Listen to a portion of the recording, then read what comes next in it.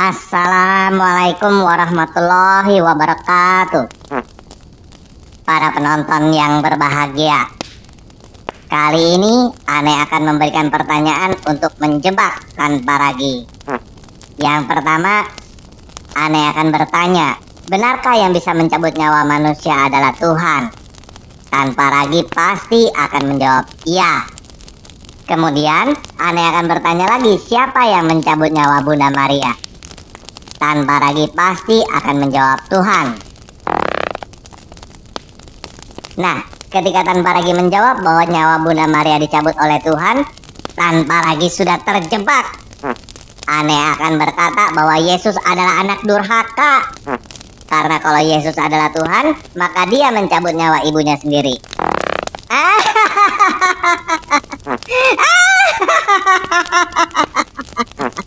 Tanpa ragi akan kebingungan. Setelah tanpa ragi kebingungan, Ane akan tanya lagi siapa yang mencabut nyawa Yesus. Tanpa ragi pasti tidak akan bisa menjawab. Setelah tanpa ragi tidak bisa menjawab, Ane akan kasih tahu bahwa Tuhannya Yesus adalah Allah Subhanahu wa Ta'ala yang menurunkan Al-Quran. Lalu Ane akan memaksa tanpa ragi untuk mengakui Muhammad adalah Nabi.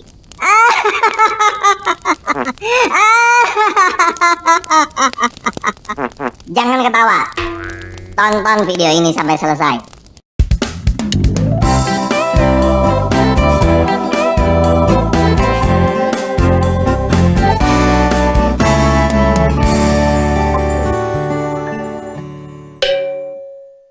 Tanpa ragi. Abdul, Tanpa ragi. Ane punya pertanyaan yang mengganjal di hati nih. oh ya? Ane boleh nanya gak? Iya, boleh. Begini tanpa ragi. Benarkah yang bisa mencabut nyawa manusia adalah Tuhan? Begini, Dul. Tuhan memang bisa mencabut nyawa manusia. Tetapi, tidak semua yang mencabut nyawa manusia adalah Tuhan. Kalau begitu, siapa yang mencabut nyawa Bunda Maria? Siapa yang mencabut nyawa Bunda Maria? Kenapa kamu menanyakan hal itu, Dul? Begini tanpa ragi. Yang mencabut nyawa Bunda Maria kan Tuhan. Dan ente percaya bahwa Yesus adalah Tuhan. Jika Yesus adalah Tuhan dan yang mencabut nyawa Bunda Maria adalah Tuhan, maka Yesus adalah anak durhaka karena sudah mencabut nyawa ibunya.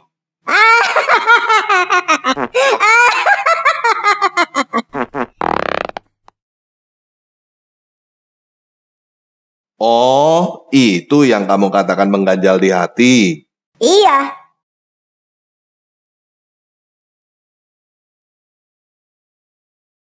Begini, Dul. Saya mau kasih ilustrasi supaya kamu mengerti kamu salah berpikirnya di mana. HP saya ini sudah beberapa hari tidak saya charge dan sekarang sudah mati. Menurut kamu, siapa yang mencabut baterai HP saya? HP ente matikan karena tidak di-charge, bukan karena ada yang mencabut baterainya. Nah, itu dia, Dul. Makanya tadi saya berkata bahwa Tuhan memang bisa mencabut nyawa manusia. Tetapi tidak semua yang mencabut nyawa manusia adalah Tuhan. Penyebab orang mati itu banyak. Dan kamu tidak bisa menyamaratakan bahwa semua orang mati karena nyawanya dicabut oleh Tuhan. Ente bikin aneh bingung. Maksud ente bagaimana? Begini, Dul. Menurut kamu membunuh itu berdosa gak? Ya berdosa dong. Nah, kalau ada seorang penjahat yang membunuh seorang korban, siapa yang mencabut nyawa si korban itu?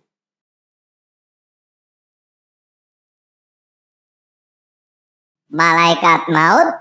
Nah, kalau kamu berkata malaikat maut yang mencabut nyawa korban itu, apakah si penjahat itu melakukan dosa pembunuhan? Kan malaikat maut yang mencabut nyawa korban itu, bukan dia.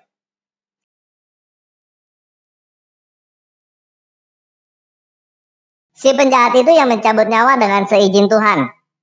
Nah, jawaban kamu udah mulai beda kan?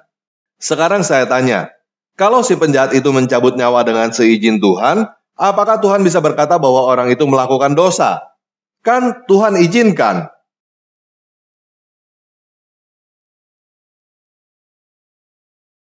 Kalau kamu mengizinkan seseorang mengambil barang kamu, apakah kamu bisa berkata bahwa orang itu mencuri?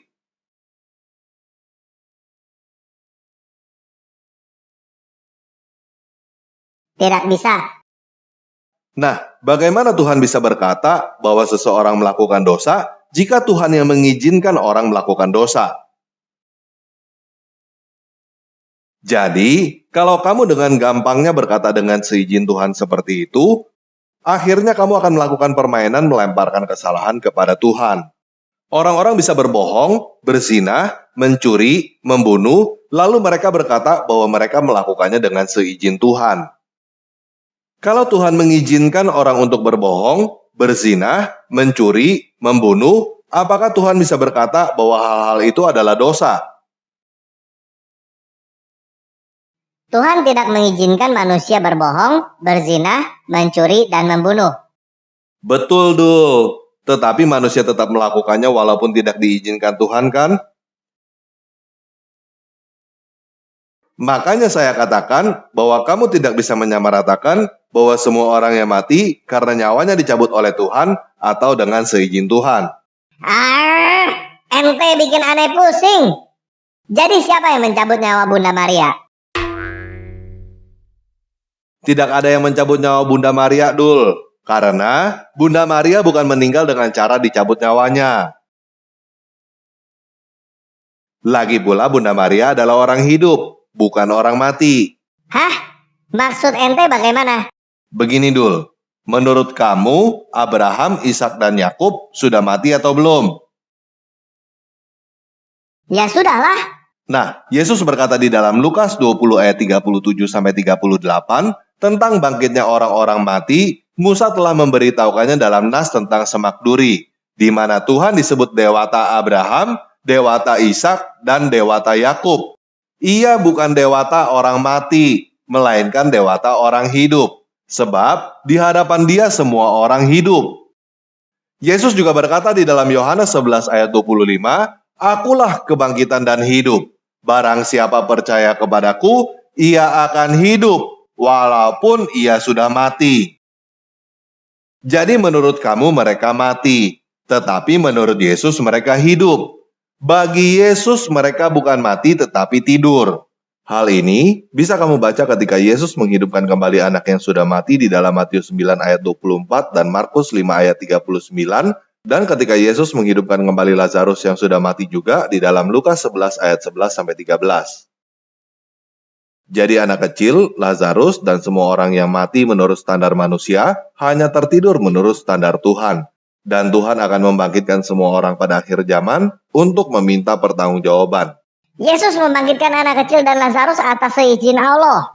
Kamu mau berkata dengan seizin Allah atau tidak? Tidak pengaruh. Karena Yesus berkata di dalam Yohanes 11 ayat 25, Akulah kebangkitan dan hidup. Dengan berkata akulah kebangkitan dan hidup, Yesus sudah berkata bahwa Dia adalah Tuhan. Yesus bukan Tuhan. Tuhan tidak mungkin mati. Dul, saya sudah berkali-kali katakan bahwa Yesus adalah bukti Tuhan tidak mungkin mati. Yesus bangkit dari kematian pada hari ketiga, walaupun Dia dibunuh. Coba baca bagaimana Yesus menampakkan diri dan berkata kepada Yohanes di dalam Wahyu 1 ayat 17-18. Jangan takut. Aku adalah yang awal dan yang akhir, dan yang hidup.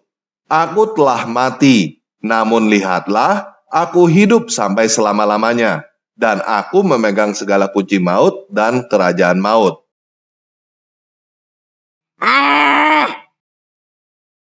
Siapa yang mencabut nyawa Yesus?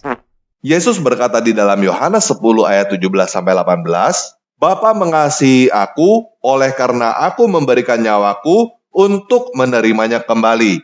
Tidak seorang pun mengambilnya daripadaku, melainkan aku memberikannya menurut kehendakku sendiri.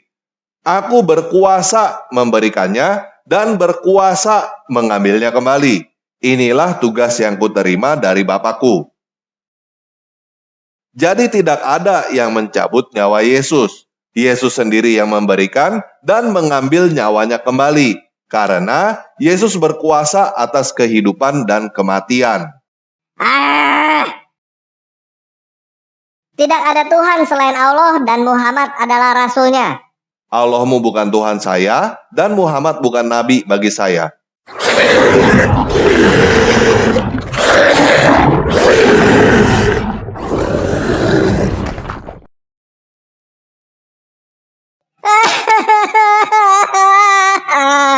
Para penonton, kali ini Ane tidak berhasil menjebak tanpa ragi.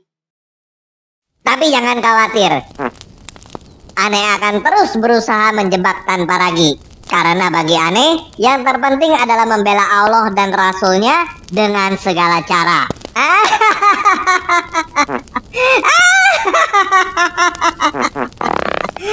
Jangan subscribe dan bagikan video ini.